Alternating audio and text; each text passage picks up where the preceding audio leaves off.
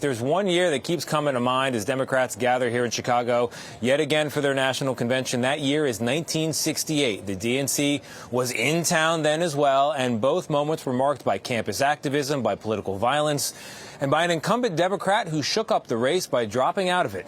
But if those parallels are obvious, well, the differences, they may matter even more. Take a look. Good evening from Chicago. 56 summers ago, when a different Democratic president I shall not seek, dropped his re-election bid, and I will not accept the nomination of my party for another term as your president. Hell no, we won't go.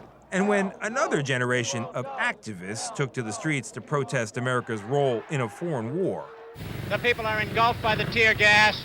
The city of Chicago exploded into chaos and violence. It was a hell of a year. Bill Curtis was a 28-year-old anchor at CBS Chicago. When I say 1968, you think what? Balboa, Michigan. He witnessed what would later be called the Battle for Michigan Avenue. You had 10,000 demonstrators gathered. You had a police line that was going to keep them from going to the International Amphitheater. They gave the word, clear the intersection. And the rest is history. Using their rifles as clubs. A federal commission would later describe the official response as a police riot. Will the sergeant at arms enforce order in the convention? Meanwhile, inside the amphitheater, where Democrats gathered to pick a nominee, there were clashes of a different sort. But don't push me. Take your hands off of me unless you plan to arrest me. Wait a minute. Journalists like Dan Rather tried to find out what the delegates were thinking, as the delegates overlooked Senator Eugene McCarthy, who had been the most popular choice, at least among the handful of states that held primaries that year. And instead they nominated then Vice President Hubert Humphrey. I proudly accept the nomination of our party, who supported the unpopular Vietnam War and had not even run in the primaries. Under the rules of the time, that didn't matter. So now... So I've decided the best way forward is to pass the torch to a new generation. With President Joe Biden out of the race in favor of another candidate who didn't run in a single primary, with many college campuses recently occupied by protesters, Shut it down! And with the Democratic Party back in Chicago, the question is, will it all go bad again? Do you feel like there are analogies?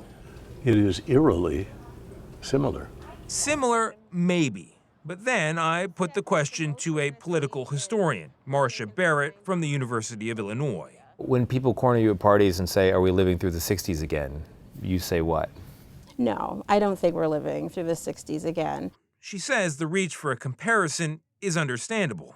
And that sort of questioning of establishment, feelings of uncertainty that maybe lead people to try to look to the 1960s as sort of a place that they can perhaps, help them make sense of what they're experiencing now. Yet by the numbers alone, the moments just don't compare. 1968 included 2 major political assassinations, nearly 50 dead American troops every day on average in Vietnam, and protests attended by tens of thousands who faced a national military draft.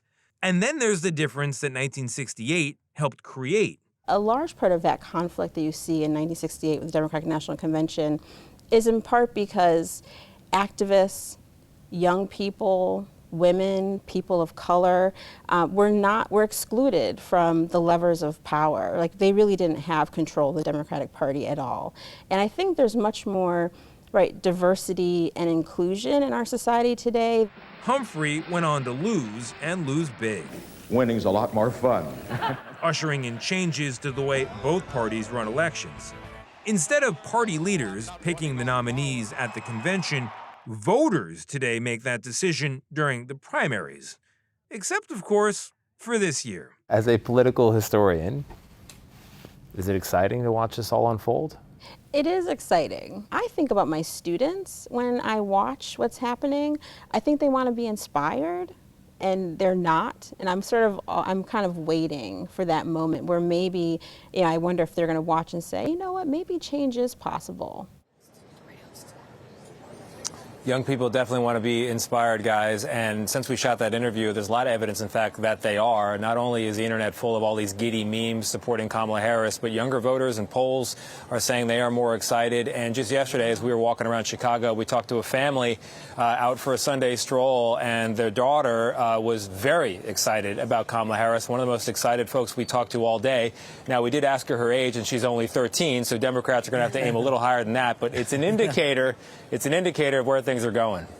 Yeah, I feel like this is the time people pay attention. Yes. Whether it's the RNC or the DNC, there's so much energy. I think it's exciting even if you aren't a historian, and regardless of your political party. I always love the convention. But your piece, Tony, is an importantly brilliant one because, as you say, there are some similarities, but the difference is Hubert Humphrey was not popular within the Democratic Party, and young people, as you pointed out, were not supportive of him because he wanted to continue Johnson's policies in Vietnam. So stay tuned. Yeah, I guess and I would not wish I would not. Stay tuned.